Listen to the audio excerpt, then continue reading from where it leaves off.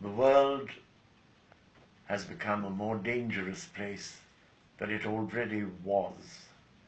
Unfortunately, a lot of leadership in the world are keen on playing all sorts of little games, and the wider vision is being ignored. It's a sad story as far as the Skripals are concerned. God bless them, God look after them. But the way it has been handled, and now their onward transmission to the US without access by their own country of birth, that is not going to assuage feelings. They asked for proofs, those were not supplied. It is said that those proofs were shown to foreign governments to their satisfaction. Well, foreign governments were shown the weapons of mass destruction that Saddam was meant to have and came together on that call. I think it's good to keep the world with you. Transparency is what is required. That, I'm afraid, is evasive. Remember the Arab Spring? Well, it never really got out of Tripoli. I beg your pardon. It never really got out of where it was born. And unfortunately, it never traveled west. It only came eastward first to Egypt, where it was used against an already falling dictator, and then to Libya, where it was used against the strongman, whereupon Taliban were brought in and used to bring the strongman's opponents to the fore, and a no-zone, no-fly zone by NATO that encouraged that he be brought down by bombing, which is not part of the NATO original script. Well, whatever happened in the United Nations Security Council, we pointed out these facts when there was encouragement of Syria going the same way. And those that were leading people on to revolt against a horrible dictatorship in Syria, undoubtedly, seem to forget what happens if it doesn't work. Well, it didn't work, has it? I had always maintained, and I must say, my friend and colleague from India at that time had also maintained that Syria is a dangerous place. It took 500 years after the crusade to get Syria going somewhat. And while we didn't agree on how it was done, I was interested to hear a member of the British House recently say that had we known what would happen when Saddam Hussein fell, we might have thought twice about going into Iraq. Well, that was manageable. This is not manageable. There were two, the Shias and the Sunnis, easy to play off against each other.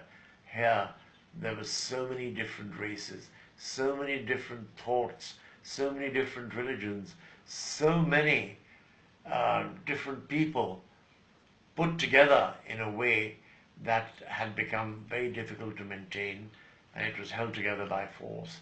Well, we have seen that when it started falling apart, ISIS was born. That is not the first and last time something will be born there. There will always be things happening in Syria because it will now take 500 years to put it together again. And I don't think that is what is in mind. Already, Turkey has taken on the Kurds. Already, the NATO forces are feeling the pinch and are bringing in extra force to bear. Already, Russia is on ground there.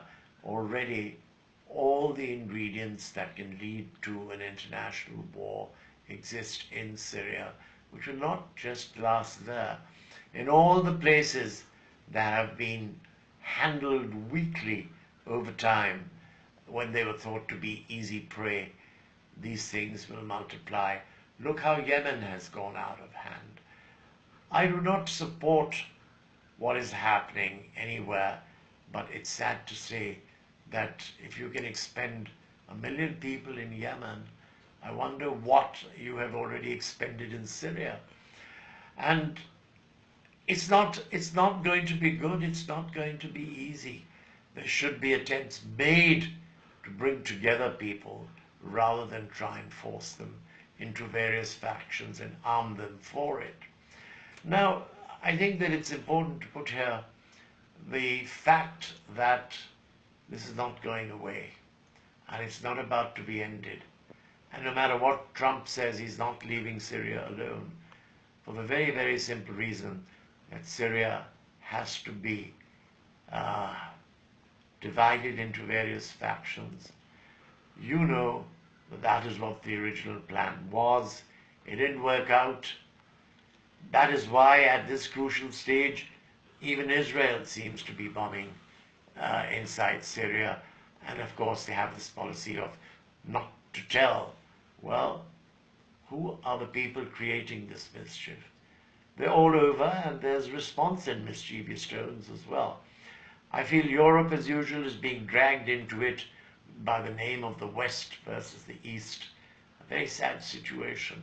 All these years that the West worked to bring about amity, to bring about amicable solution of crises, it's all going out of the window.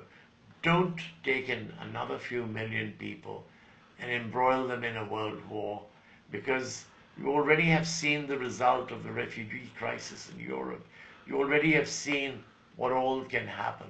And let's not play smart. If Novichok was such a dangerous weapon, how come it did not do more harm to the Skripals?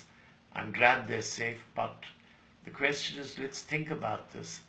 We're using all these aspects as punitive measures. Let's be absolutely clear. You cannot defang Russia in this fashion. You will face Russia now. The Iron Curtain has come down again, and I call it the isolation curtain across the Atlantic. So these things do matter. They are happening, cannot be ignored. Let's at least realize that the immense damage to this region is going to be all Muslim to begin with, but it won't hold there. And I feel it's time that people start to realize, stop cutting each other to size in the name of religion. It doesn't really help issues.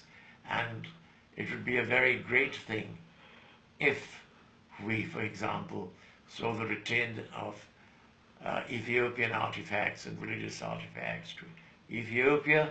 Why do I bring this in? It's not a red herring. Let forces in this region be the forces. You cannot gut them and claim to represent them.